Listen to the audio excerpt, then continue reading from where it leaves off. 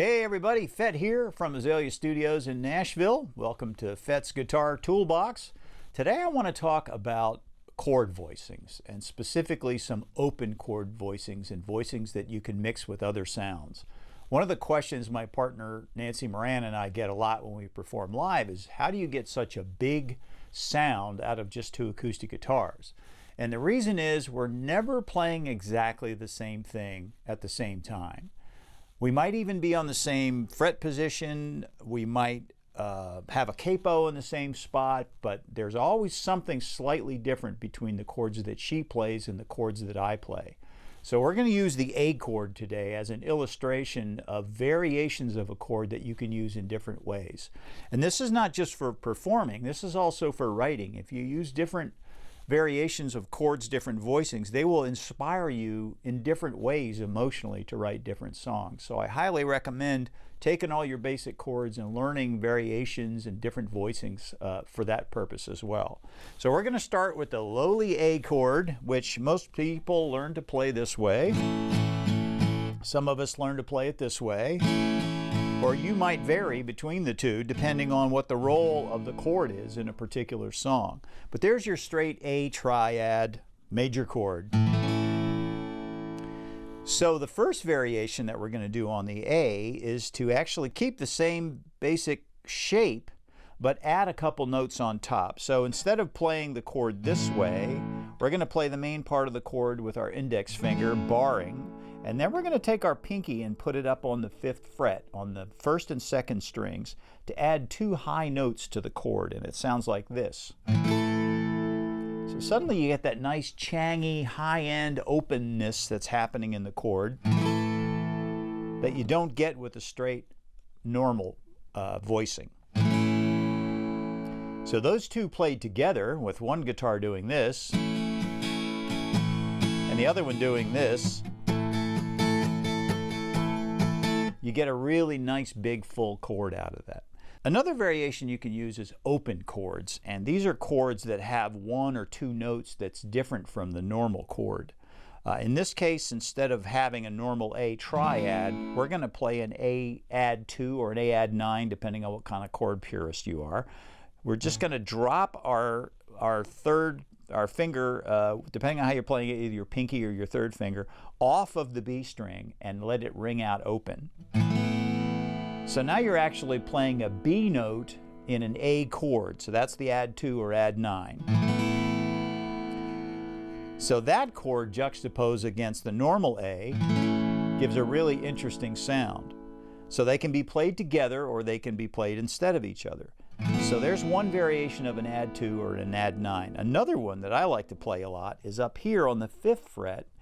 Instead of playing it like a bar chord, like you normally do to play an A chord, you actually only play the A note on the bottom string, on the E string, and leave the two top strings open to ring, and you get this sound. So that's actually the same chord as this, an A add 2 or an A add 9, but it's got a slightly different flavor. Part of the reason for that is you may or may not have that bottom E note when you're playing it the normal way. So that kind of gives it a little bit of a different bottom on it. But the other thing is, this A note that's played on the 5th string, open, sounds very different from the same A note played pressed on a fret on the E string. So here's the A note here, and here's the A note here. And they just have a different sound because one's fretted and one's open. So here's one variation of the chord, and here's the other one. So you've got a couple of choices there depending on what happens to work best for the situation at hand. So there is one other chord I want to talk about here that's kind of related to this set, and that's this one. This is the A sus, or sus4. So here's your A, here's the sus, or you might play it like this with your pinky. But that chord just screams to be resolved. It wants you to resolve back into the major triad of the chord. So a lot of times you'll hear happening. but there's nothing that says that chord can't live on its own. So you might actually build a song around a sus chord and never actually resolve it to the straight major chord. It